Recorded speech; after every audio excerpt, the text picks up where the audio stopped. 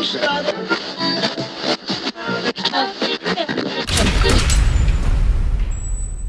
Stevenson, the Descendents. We are very excited that we will be seeing you back in Australia very, very shortly. Yeah, we'll be quite happy to get going again. You know, we had a rough 2 or 3 months, so we're really excited to be going at it again. Yeah, we're doing a week in Japan and then a couple weeks down there in New Zealand and Australia. Yeah. It'll be good. It'll be fun for us. It's quite a legendary band. When I look at 1978, the year that you guys started, you sort of started at the end of 1978. The Sex Pistols broke up at the beginning of 1978. So there was two almost passing of the torches going on there. I guess there was a lot happening in definitely in our area. You know, we were so young.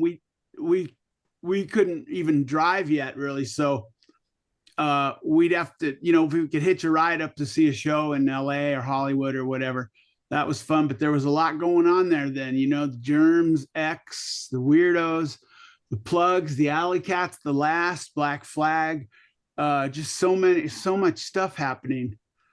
Fear, it was the Go-Go's, you know, Go-Go's used to be a punk band. But by the time their album came out, they kind of, you know, were a little more kind of softer, but it was great to see them live, like before they're, you know, when they were just kind of more raw. Yeah. Sure. And then that was all happening on the West Coast. Over on the East Coast, of course, you had the start of bands like Blondie and Talking Heads. All that was happening at exactly the same time. Yeah. I mean, I wasn't as familiar with what was happening elsewhere. Even in England, I didn't really get into what would become one of my all-time favorite ever bands. I didn't really get into them until kind of after the fact, which is the band Generation X. Mm-hmm. I love that first Generation X album. I think that's me and Carl and Stefan, like that's our favorite album, like the three of us together. That's like our favorite album that we listen to. Like we used to listen to it every day when we were drinking coffee before practice. It would like get us fired up, and we would listen and we would go, oh yeah, Durwood and Mark Laugh, and like, yeah, I'm gonna do something like that, and we're gonna be cool like Generation X. That's so fantastic. Did you ever get the chance to meet Billy Idol or work with Billy Idol? No, I mean, I never really. We never crossed paths. I would have loved to seen, you know, that band Generation X. It's incredible that this band has been around for such a long period of time over so many different musical cultures that have happened in that time. It wouldn't have been that long after you started that, you know, the early 80s hit. And suddenly, you know, we had punk at the end of the 70s, but the early 80s sort of became that new romantic Duran Duran, Spandau Ballet Culture Club thing. By the end of the 80s, we're looking at, you know, bands like U2. Into the early 90s, you've got Pearl Jam, you've got Soundgarden. All these different sounds were happening, yet this band in some shape or form has managed to stay true to the same sound all the way through. I mean, because our first album, I mean, it has, and the EP before the Fat EP, there's a lot of different ways that you could see us going from there. There's the real fast stuff with the, you know, the little short songs kind of, and then there's more like actual, you know, kind of poppy songs like Marriage or Hope or Bikeage. So I think we left ourselves enough wiggle room to where we could kind of go in different places without it sounding, you know, contrived or something. Was weird in the mid 80s is there was a certain point where half the bands went toward the like REM U2 kind of thing, and then the other half the bands went toward the Slayer kind of thing, metal crossover. And there actually weren't really any bands that were kind of doing like the sort of what like punk rock with melodic singing. There weren't everybody either went metal or they went real soft. It was kind of like they felt like, I don't know, they felt like they had to choose one or something, or they were trying to be popular. I don't know, but we just kind of always just kind of done our thing. Yeah. With the most recent album that you had, the Ninth and Walnut album, which was recordings dating back to 2002, wasn't it? Why did that stay in the vault for so long? I wish I had a good answer. I don't really know. First of all, why did we wait forever to record those old songs? And then even, it's a funny story. Okay. You have to know the whole story of Nine to One. Okay, first of all, those are our very, very first songs. Those were like the very first time me and Tony and Frank practiced. We played, Like the Way I Know, Grudge, Crepe Suzette, and maybe Parents. Parents is on Milo Goes to College. That's one of the only songs that survived from those original songs that actually made it onto the first album. All the other ones, like, we got sick of them. And so we just forgot about them and kind of moved on. And it wasn't until when we were recording Everything Sucks and Frank and Tony flew out to play a little bit, like kind of guest appearance on Everything Sucks. And Tony said, hey, we should record all of our old songs, like our old ones that we left behind. And we're like, yeah, that would be cool. But then, even then, that was 96. It took us until 2002 to get in a room together and record them. So then we did get in a room together and record them. And then it took us 20 years to just, like, I don't know, I had to do a little bit of editing some takes together and stuff. And then I didn't really know what to do with it exactly. But then during COVID, I go, Milo, I'm going to send you the stuff. I'm going to send you the Frank and Tony stuff. And he goes, yeah, cool. I'll do the vocals for him, and we'll release it like during COVID, because that version of the band can't really go on tour. So it was cool to have it released during COVID when we couldn't tour. Yeah. And most of those songs we used to play them live, when Milo joined, but like 4 of them or 5 there. We even quit playing them. We quit playing them before Milo even joined. So there was 3 or 4 of them that he wasn't familiar with, so he had to learn those. But the rest of them, they're ones we used to. Yeah, it's crazy. Oh, Statue of Liberty is another one from the original batch of songs. So Statue of Liberty made it onto Milo Goes to College, but the rest of those songs, we just kind of abandoned them. But then, I like it. It's cool. Brings back a lot of memories, that album, And what a shame Frank wasn't around to see the release of it. Yeah, it is. Yeah, losing a member of a band, like that must have been a very difficult time for you. Yeah, Frank was really important to me. He was kind of a hero in a way. He really kind of introduced me to the music and just everything. Between him and the Nolte brothers from the band The Last, Dave Nolte and Joe Nolte, between them and also Keith Morris, because I've known Keith Morris since I was like a little kid, because Keith's dad owned the fishing tackle store. And I would come into the fishing tackle store, and Keith worked there when he was a teenager, and I would buy bait or tackle to go fishing on the Hermosa Pier. And so I got to become friends with Keith. This is way before punk rock. But then later I started working in the tackle store. So he and I worked in the back of the tackle store, and we would play him music, and he would show me music kind of pre-punk, like showed me the Stooges, or even things like the Kinks, like other, not just You Really Got Me, but the real Kinks and the Seeds, and even stuff like the Squeeze, or I don't know, Television and stuff. He showed me things that was kind of what was going to become punk rock, sort of. Yeah. What about the time with Tony in the band? Because he was a lot older than you guys, wasn't he? Still is. Yeah, still is. Yes. Yeah. Although it's funny, the older you get, then everybody kind of becomes more similar in age. I mean, by percentage. We had our great chemistry. I feel like we were just happy. I mean, we were our only friends. We really were. We were our only friends. I didn't really have other friends. Yeah. So we just looked forward to practicing in the evening in the whatever little place we could find, and we would nail carpet up to the wall, used carpet that we would dig out of the trash, and nail a carpet to the wall so that the noise wouldn't be loud, so that the cops wouldn't come. And that was my whole world forever. We never thought the band would be, be like a real thing. That was never. It was just for us three in the garage. And then, Milo came along soon enough. And then it was, it's amazing, really. I can't even, I definitely do miss Frank, because, yeah. Yeah. Well, I guess Tony must have, he was a different generation. Did he also have different musical tastes?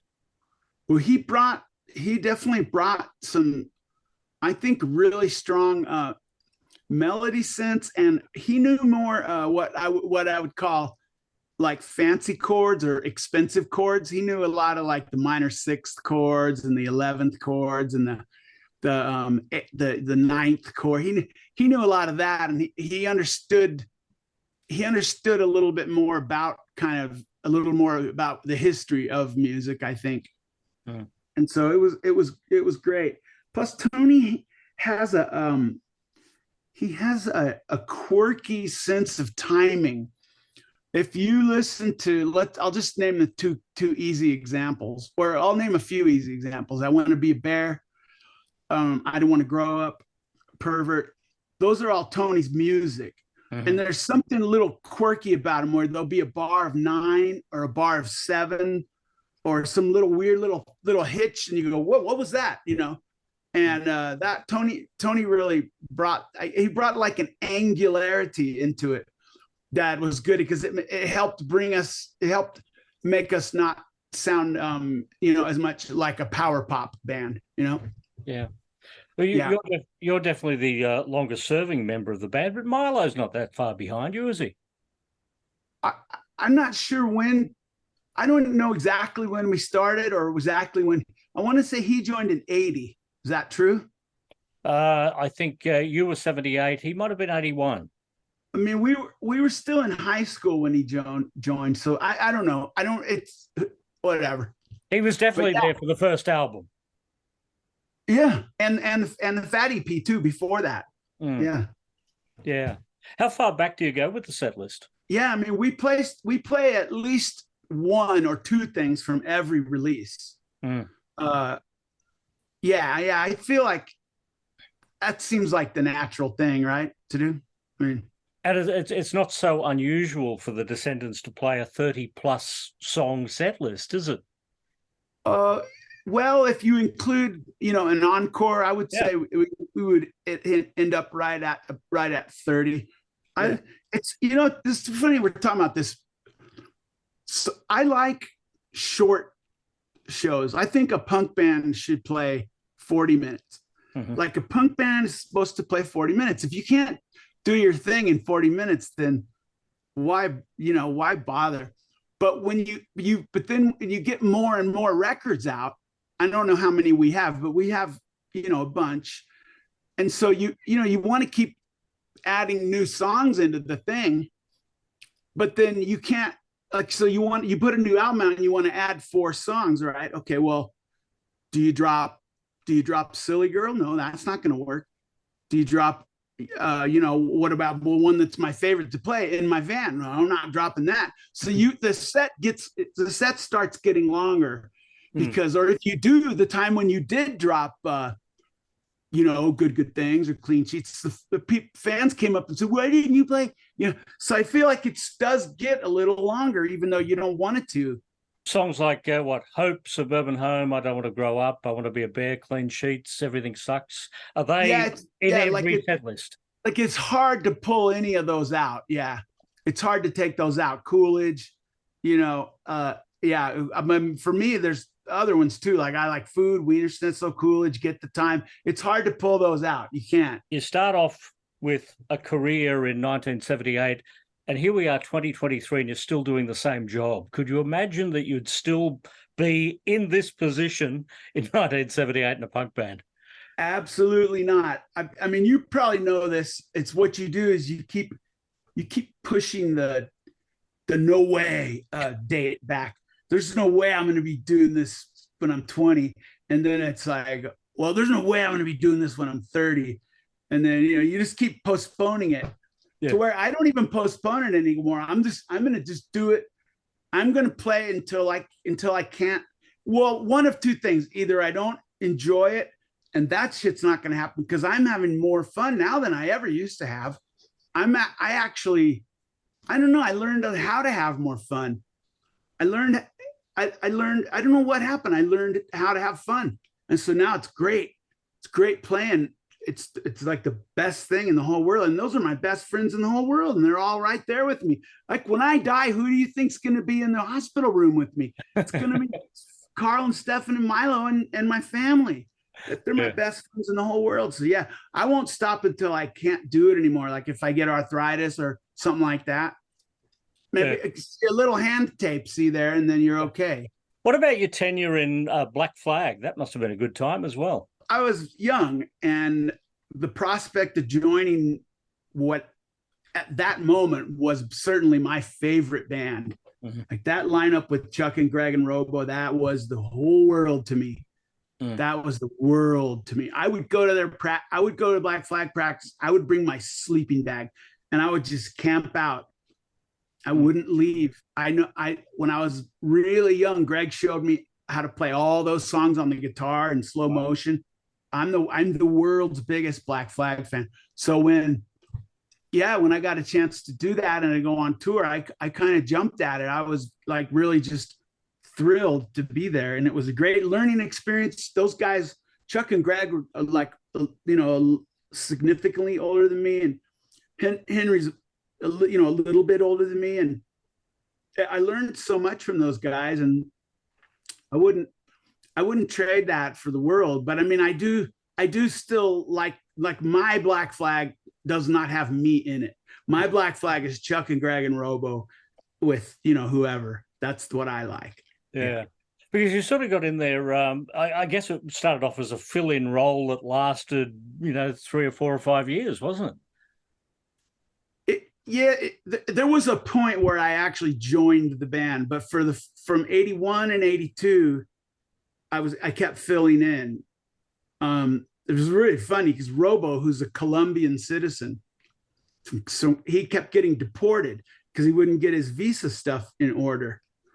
And the way what we would have to do is he couldn't get back into the U.S., but he could get to Cabo San Lucas.